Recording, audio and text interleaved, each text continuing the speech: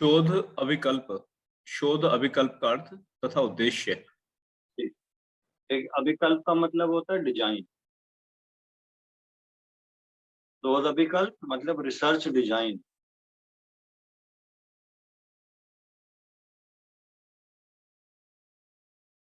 शोध अभिकल्प एक ऐसा प्लान है, जैसे हम कोई काम करने जा रहे हैं। मान लिया तुम्हें अभी हरिद्वार की यात्रा करनी है, एग्जाम देने जाना है, तो आप प्लान करोगे कि भैया 7 बजे से एग्जाम है, इतने बजे चलना पड़ेगा, एक दिन पहले जाओ। तो किसी प्रयोग को करने से पहले जो हम प्लानिंग करते हैं, जो एक हम स्ट्रक्चर बनाते हैं कि ऐसे ऐसे इस काम को करेंगे, उस प्लानिंग को शोध अभिकल्प बोलते हैं, रिसर्च डिजाइन। मान लिया मुझे रिसर्च करनी है किसी टॉपिक पे, तो मैं उसकी एक प्लानिंग बनाऊंगा पहले से।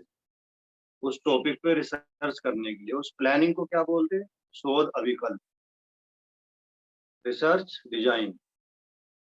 शोध अभिकल्प का अर्थ है एक ऐसा प्लान या योजना जिसे एक शोधकर्ता प्रयोग को करने से पहले बनाता है।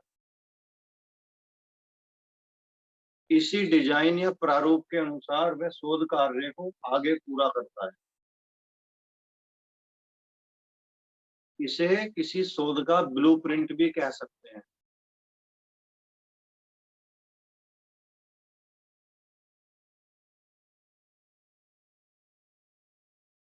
देखिए, मैं तो खैर पीएचडी होल्डर हूँ। जब हम पीएचडी में इनरोल होते हैं एग्जाम के बाद,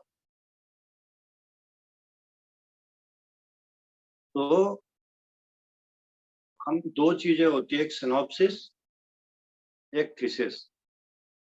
तो पहले हम 7-8 पेज पे सिनॉप्सिस को सबमिट करते हैं। उसमें क्या लिखा होता है, हम कौन सी टेक्निक यूज करेंगे, हम किस शीर्षक यानी टाइटल पे शोध कर रहे हैं, कितने हम चैप्टर लिखेंगे, उसमें चैप्टरों के लिए हम क्या एक्सपेरिमेंट करेंगे, कौन कौन सी बुक लेंगे, कहाँ कहाँ से साहित्य को कलेक्ट करेंगे। ये सब जो डिटेल होती है ना, ये क्या नया शोध है या नहीं है, अगर इस पे काम हो चुका है तो हमें पता है कि नहीं है। ये सब जो डिटेलिंग देते हैं ना 7-8 पेज पे, इसको बोलते हैं शोध विकल्प। इसको सिनॉप्सिस बोलते हैं कॉमन लैंग्वेज में, जो यूनिवर्सिटी में हम लोग जमा करते हैं। तो इसके बाद एक मीटिंग बैठती है, उसको आरडीसी बोलते हैं। उसमें 15-20 लोग बैठते हैं पैनल में, वो आपसे सवाल जवाब या उसके बारे में समझते हैं।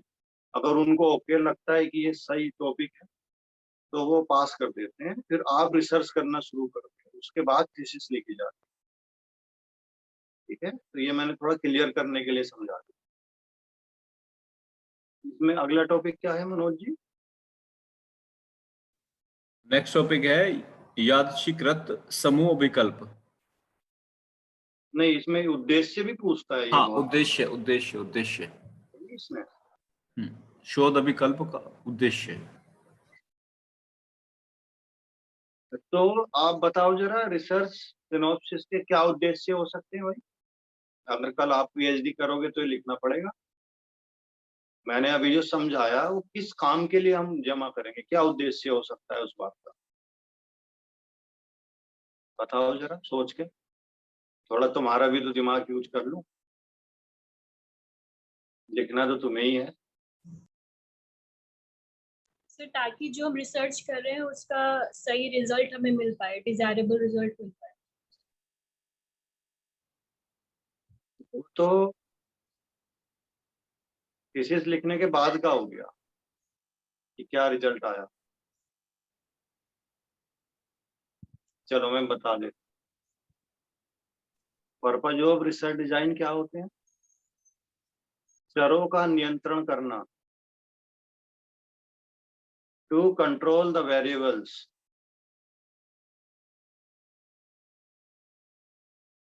किसी शोध समस्या का निश्चित उत्तर देना, तो to provide consolid answer to the research problem।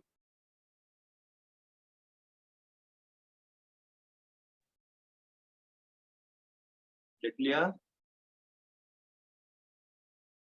दोबारा बोल देता हूँ, शोध समस्या का निश्चित उत्तर देना, to provide consolid answer of the research problem।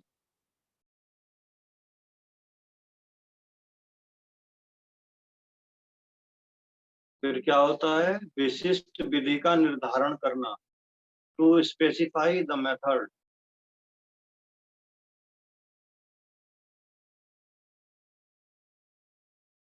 और क्या होता है, समय, श्रम और धन की बचत करना, to save time, labour and money.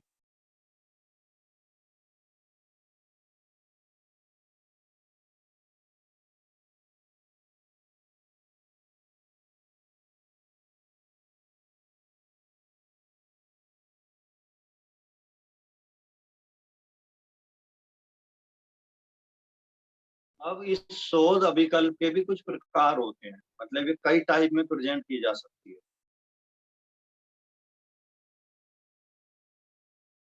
पहला टाइप क्या दे रखा है सिलेबस में, यादृच्छिक समूह अभिकल्प। यादृच्छिकरण मैंने अभी समझाया, रैंडमाइजेशन। पर इसकी भी कुछ टेक्निक होती हैं जिनको यूज किया जाता है इस प्रयोग में। जैसे पहली टेक्निक क्या है, यादृच्छिक द्वि समूह अभिकल्प, रैंडमाइज्ड टू ग्रुप डिजाइन।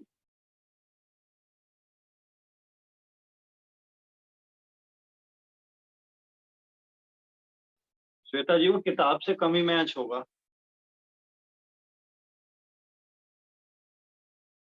ये शब्द मैंने बहुत इजी वाले इजी में कन्वर्ट कर रखे। सर एक्चुअली हिंदी में थोड़ी प्रॉब्लम हो रही है, इसलिए मैं सिलेबस देख। अच्छा, तो मैं उसको इंग्लिश में भी बता रहा हूँ साथ में, इसलिए आपको आसानी रहेगी। लिख लीजिए, यादृच्छिक द्वि समूह अभिकल्प, इंग्लिश में क्या बोलते हैं, रैंडमाइज्ड टू ग्रुप डिजाइन।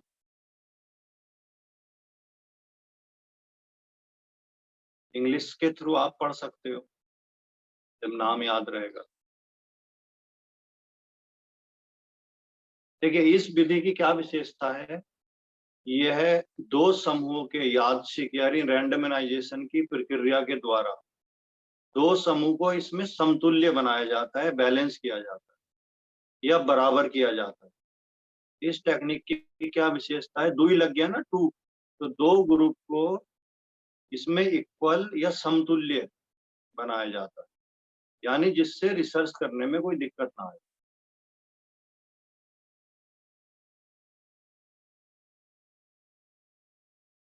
इसकी दूसरी विधि क्या होती है, पूर्व परीक्षण या पश्च परीक्षण नियंत्रण समूह, before and after experiment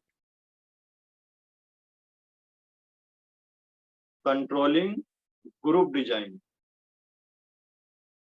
before and after experimental controlling group design.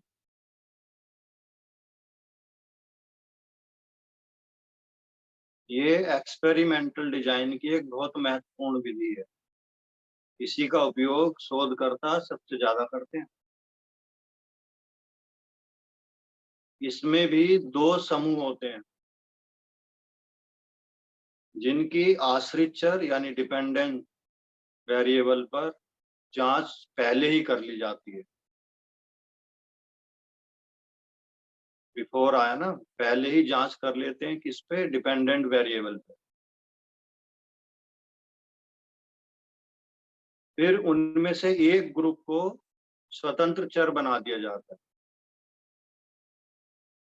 जैसे 100 लोग हैं, और इसको लिख लो लास्ट लाइन, स्वतंत्र चर बना दिया जाता है और कोई भी नाम जैसे एक्स, ए, बी, सी या कोई भी नाम दे दिया जाता है। जैसे 100 लोग हैं, 100 लोगों को हमने चुन लिया और जो डिपेंडेंट वेरिएबल हैं उनकी हमने पहले ही जांच कर दी।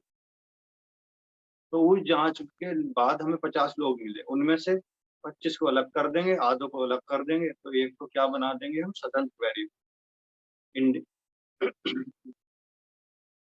स्वतंत्र वेरिएबल में कन्वर्ट कर देंगे। अब नंबर 2 टॉपिक उन्होंने दिया है इसमें, कारकीय अभिकल्प। इसका क्या मतलब है, factorial design. FACTORIAL, factorial design.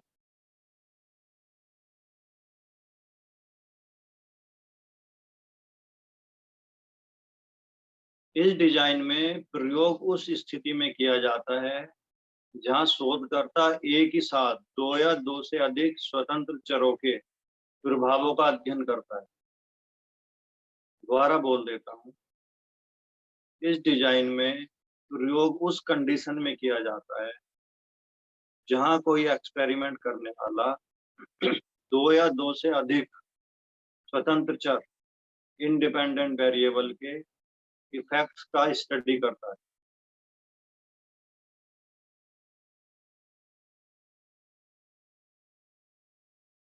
साथ ही साथ वह दो चरों की अंतःक्रिया इनर एक्शन का भी अध्ययन करना चाहता है।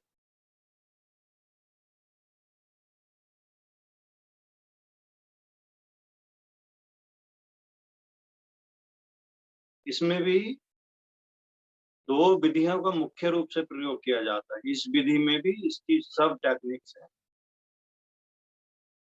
दो ही स्वतंत्र चर क्रम गुणित अभिकल्प, दो ही स्वतंत्र चर क्रम गुणित अभिकल्प क्या बोलते हैं इंग्लिश में? Factorial design two independent variables. Factorial design two independent variables.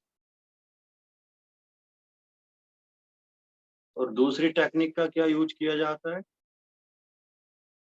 दो से अधिक स्वतंत्र चरों वाले क्रम गुणित अभिकल्प। दो से अधिक स्वतंत्र चर वाले क्रम गुणित अभिकल्प। दो टेक्निक का हम इसमें यूज करते हैं। अगला टॉपिक क्या है मनोज जी? शोध प्रतिवेदन लेखन की विधि और शैली। नाम तो बड़े अच्छे अच्छे आ रहे, शोध प्रतिवेदन।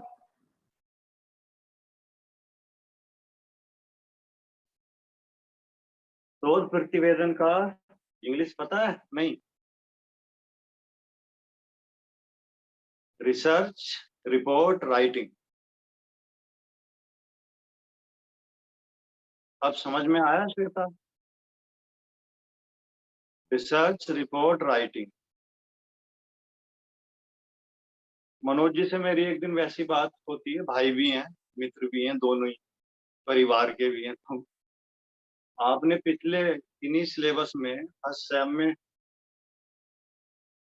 एक आपका प्रैक्टिकल में टॉपिक होगा, पुस्तक के शीर्षक पे लिखना है किसी, नहीं किसी बुक के टाइटल पे प्रैक्टिकल में कोई टॉपिक दिया होगा, दो बुकों की समीक्षा करो। इसको लिखना मत, समझ लो पहले। दो बुकों की समीक्षा आपने की होगी किसी की भी, तो वो समीक्षा आपने अंदर चैप्टर पढ़ के की थी कि बाहर के 4 पेज पढ़ के की? बाहर के पढ़े थे ना। तो जो भी बाहर के पेज में लिखा है ना, वो सब कुछ, वो सब रिसर्च रिपोर्ट राइटिंग है। इसको लिखो मत, अभी मैं समझा रहा हूँ लिखना कैसे है, मैं बता रहा हूँ। देखिए, किताब के पहले जो विषय सूची होती है ना, सबसे पहली विषय सूची में जो जो लिख रहा है वो सब एक रिसर्च रिपोर्ट राइटिंग होती है। तो उसमें आपने क्या क्या पढ़ा होगा? पहले लिख रहा होगा किसी बुक में 2 शब्द, किसी में आभार, किसी में आपका सारांश, किसी में लिख रहा होगा आपके चैप्टर कौन कौन से हैं, लास्ट में लिख रहा होगा कौन कौन सी किताबों से पढ़ के ये किताब लिखी गई है, रेफरेंसेज है। तो इसका जो पूरा क्रम है ना, ये रिसर्च रिपोर्ट राइटिंग।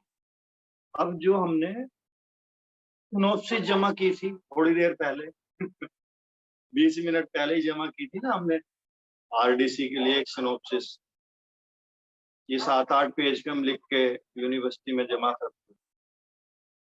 तो उसका जो टाइप होता है ना लिखने का, उस टाइप को रिसर्च रिपोर्ट राइटिंग होगी। हम ये चीजें उस पर लिख के वहाँ 7-8 पेज पे वहाँ सबमिट करने जाते हैं, तो उसकी टेक्निक होती है। अभी कई सारी टेक्निक है, बट अभी इंडिया में जो यूज हो रही है वो ये हो रही है, जो अमेरिकन मनोवैज्ञानिक संघ है उसने जो पैटर्न डिजाइन किया है उस पैटर्न पे हम अभी रिसर्च किया। मैंने अपनी रिसर्च में जो रेफरेंसेस दिए थे रॉन्ग वैल्यू में दे दिए थे, मतलब मैंने दे दिया था बुक का नाम पहले, पब्लिशर बाद में, ईयर और उसके बाद किस पेज या किस सूत्र से लिया है कोई। तो उन्होंने कहा इसको कन्वर्ट करो, मुझे 1 महीना लगा उसको कन्वर्ट करने में। तो फिर क्या लिखना पड़ा मुझे, पहले सरनेम, बाद में राइटर का नेम, बुक, ईयर, ये इसके क्रम होते हैं। तो इस क्रम को क्या बोलते हैं, रिसर्च रिपोर्ट राइटिंग। अब इसको मैं बता देता हूँ लिखते कैसे।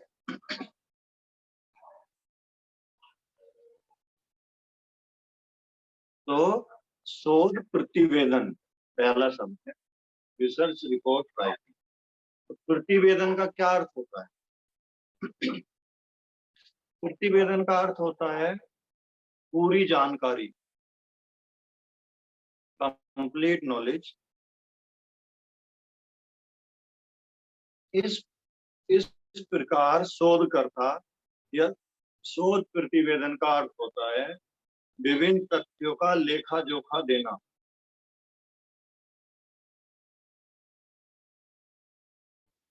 शोध प्रतिवेदन का अर्थ है विभिन्न तथ्यों का लेखा जोखा देना।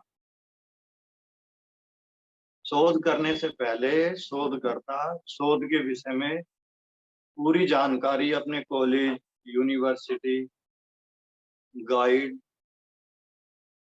को देता है, जिसे रिसर्च रिपोर्ट कहते हैं।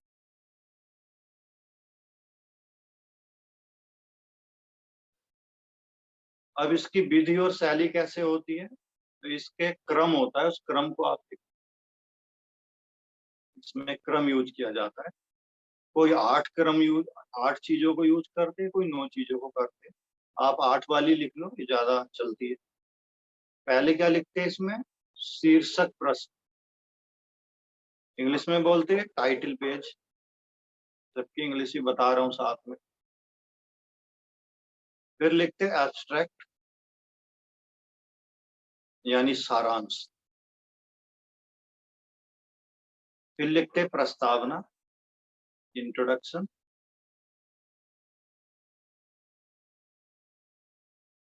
फिर लिखते हैं स्वकथन, या उसको इंग्लिश में बोलते हैं स्वकथन को फॉरवर्ड्स, FOREWORD।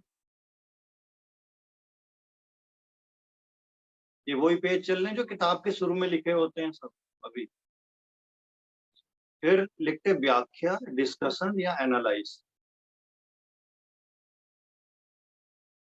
फिर लिखते संदर्भ यानी रेफरेंसेस। फिर लिखते परिशिष्ट यानी अपेंडिक्स, APPENDIX।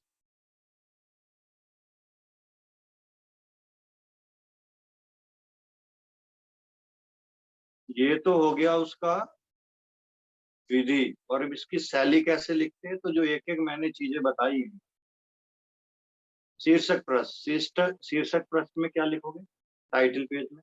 टाइटल पेज में बस जो रिसर्च का टॉपिक है उसी का एक बड़ा बड़ा नाम एक पेज पे लिखा होना चाहिए, मेन पेज।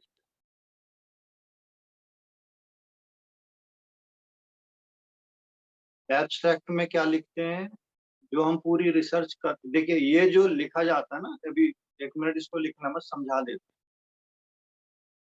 ये जो लिखा जाता है ना रिसर्च डिजाइन, ये जब पूरी हम थीसिस लिख लेंगे कंप्लीट और एग्जामिनर उसको ओके कर देगा, यहाँ आप इसको ओके कर दो, यानी उस पे क्या है, जिल्द बाहर से चढ़ा दो, हार्ड बाउंडिंग उसकी कर दो, अब सबमिशन के लिए रेडी हो जाओ। तो सबसे बाद में ये लिखा जाता है। हम पूरी थीसिस कंप्लीट कर लेंगे, जो शुरू के पेज होते हैं 5-6 वो सबसे लास्ट में लिखते हैं उसको, क्योंकि हमें पता होता है रिसर्च में हमने क्या किया, क्या टेक्निक यूज की, कितने चैप्टर यूज किए, कहाँ कहाँ, जब हमें सब पता है तब इसको लिखा जाता है। बट बुक में सबसे पहले लगाए जाते हैं नहीं।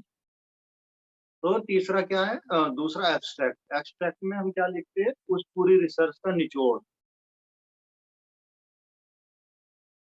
हाँ उसका पूरा निष्कर्ष, या हमने क्या किया, कैसे किया, 1 से 2 पेज ज्यादा से ज्यादा, उसी में, उससे ज्यादा नहीं बताते।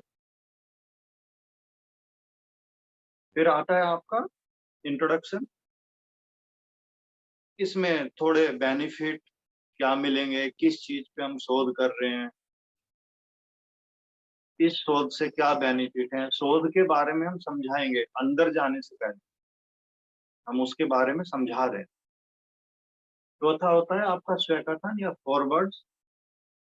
स्वकथन अपने दिल के थोड़े से भाव लिखते हैं। मैंने इस शोध कहाँ से प्रयोग, मतलब कहाँ से प्रारंभ किया था, नहीं। और इसमें आभार, थैंक्स देते हैं। मैं टाइप करने वाले का थैंक यू करता हूँ, मेरे गुरुजनों ने, मेरे टीचर्स ने, लाइब्रेरी ने, इन सब ने जो जो मदद की है आपकी रिसर्च करने में, उनके बारे में थैंक्स लिखा होता है। लिख पढ़ते हो ना आप, किताब के शुरू के पेज में थैंक्स लिखे होते हैं, सबको धन्यवाद। तो इसमें वो लिखते हैं स्वकथन में। फिर शोध प्रविधि यानी मेथड, आपने कौन सी टेक्निक यूज की है, दार्शनिक पद्धति यूज की है, कहाँ से लिटरेचर लिया है, और किस टेक्निक, आपने गद्य के रूप में लिखा है, यानी आपने थ्योरी के रूप में लिखा है, कि फॉर्मूलों के रूप में लिखा है, कि सारणिक इंडेक्स बना के लिखा है, आपने क्या टेक्निक यूज की, उस पूरी शोध के बारे में। यानी जो अंदर लिखोगे ना आप सब कुछ, वो इसमें आ जाएगा मेथड में। आपने 8 चैप्टर दिए हैं, उन चैप्टर के सब चैप्टर दिए हैं। अब एक चैप्टर होता है ना, उसमें सब टॉपिक भी लिखे होते हैं अंदर, तो वो थोड़ी थोड़ी सारी डिटेल, यानी जो रिसर्च में आप अंदर लिख ले हो ना, वो सब कुछ इसमें चलता है। ये अलग से इसमें लिखने की जरूरत नहीं है, पूरी रिसर्च इसी के अंदर आ जाती है।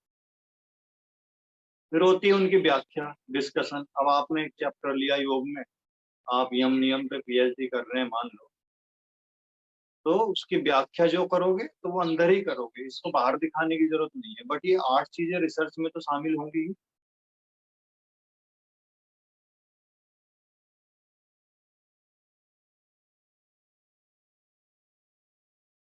में जाते हैं हमने किस किताब से पढ़ा, और हम उसको रेफरेंस के रूप में लास्ट में देखते हैं बुक में, कि कौन सा रेफरेंस किस पेज से, किस बुक के किस पेज नंबर से लिया, इसके राइटर कौन है, ये किस सन में पब्लिश हुई थी, हम इसके कौन से संस्करण पे, मान लिया हम इसके 10वीं बार जो पब्लिश हुई उससे लिया है, उस बुक से, तो वो सब हम लिखेंगे इसमें लास्ट में एक ही लाइन में। कैसे लिखते हैं उसको, पहले सरनेम, सरनेम के बाद राइटर का नेम, बुक का नाम, पब्लिशिंग ईयर, पब्लिशिंग का संस्करण, 8वां 9वां 10वां, कौन से पब्लिश है, और पब्लिशर का नाम।